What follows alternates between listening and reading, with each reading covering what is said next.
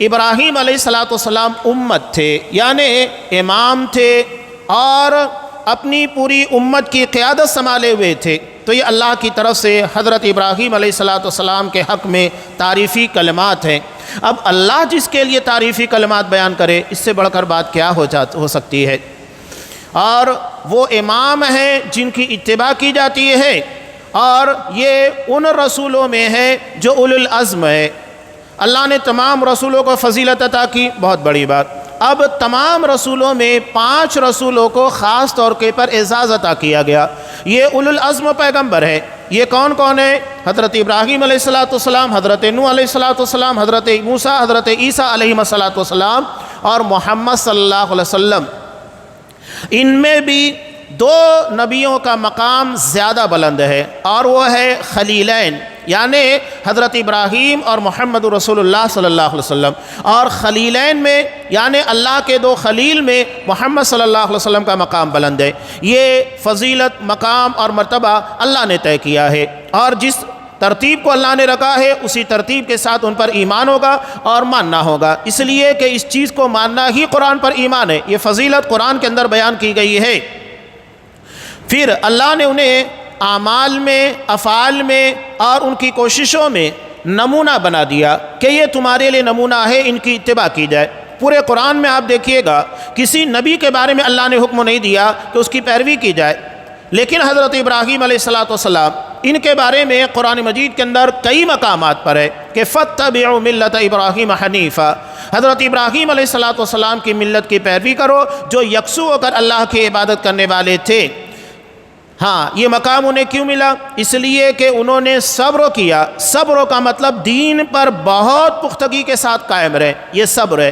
صبر کا مطلب یہ بھی ہے کہ ہمارے پر ظلم ہو، زیادتی ہو، اس کے پر صبر کیا جائے، وہ بھی ہے، لیکن صبر یہ بھی ہے کہ ہم دین کے پر بہت مضبوطی کے ساتھ قائم رہے، کتنے بھی فتنے آئے، شبہات پیدا کیے جائیں، اعتراضات دین کے پر لادے جائیں، کچھ بھی ہو، دین کے معاملے میں ایک قدم نہیں ہٹنا ہے، اپنے قدم کو بڑی مضبوطی کے ساتھ جما کر رکھنا ہے، یہ بھی صبر ہے۔ اور اسی صبر کا یہاں اللہ نے ذکر کیا ہے۔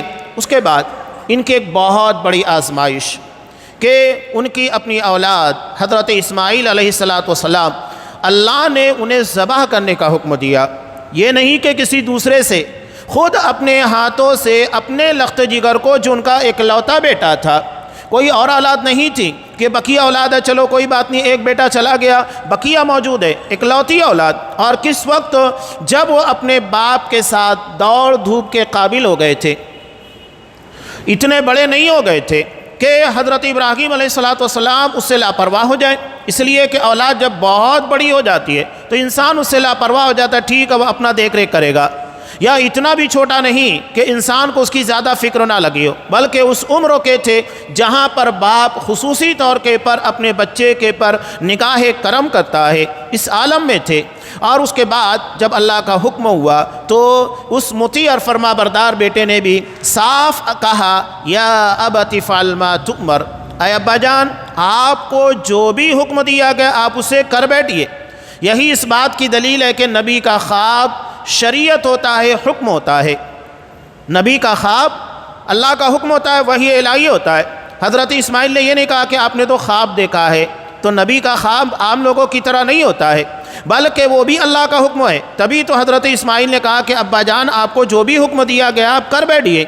یا ابت افعل ما تؤمر ستجدنی ان شاء اللہ من الصابرین، یقیناً اللہ نے چاہا تو آپ مجھے صبر کرنے والوں میں سے پائیں گے۔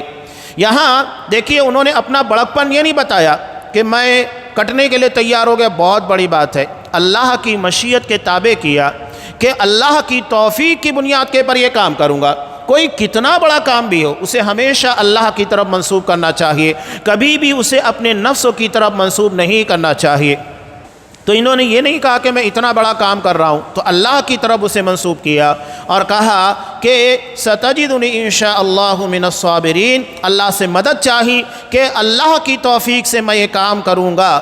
چنانچہ دونوں باپ بیٹے ایک ساتھ اللہ کے حکم کی بجا آواری کے لیے تیار ہو گئے اور اسے نافذ کیا، یہاں تک کہ حضرت ابراہیم نے اپنے بیٹے کو پیشانی کے بل زمین کے پر لٹا دیا تاکہ ان کا چہرہ سامنے نہ آئے۔ اور اس کے بعد اللہ کی طرف سے یہ پیغام مسرت آیا وَنَادَيْنَاهُ أَن يَا إِبْرَاهِيمُ قَدْ صَدَّقْتَ الرُّؤْيَا، ابراہیم، اللہ نے آواز دی کہ ابراہیم یقیناً تم نے اپنے خواب کو سچ کر دکھایا، اِنَّا كَذَلِكَ نَجْزِي الْمُحْسِنِينَ، اسی طرح ہم احسان کرنے والوں کو بدلہ دیا کرتے ہیں۔ اب اس ضمن میں کچھ باتیں بھی لوگوں کے درمیان آتی ہیں۔ کچھ لوگ یہ کہتے ہیں کہ چھری جو تھی وہ پلٹ گئی، یعنی دھار کے بجائے اس کا دوسرا حصہ سامنے آ گیا جس سے وہ ذبح نہیں ہوئے۔ ایسا کچھ بھی نہیں ہے۔ اس کے علاوہ بعض لوگ یہ بھی کہتے ہیں کہ حضرت اسماعیل علیہ السلام کی گردن لوہے کی طرح سخت ہو گئی جس سے وہ ذبح نہیں ہو پائے۔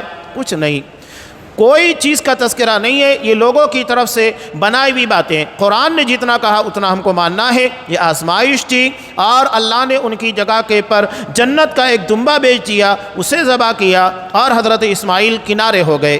یہ اللہ کی طرف سے آزمائش تھی، بتانا مقصود تھا۔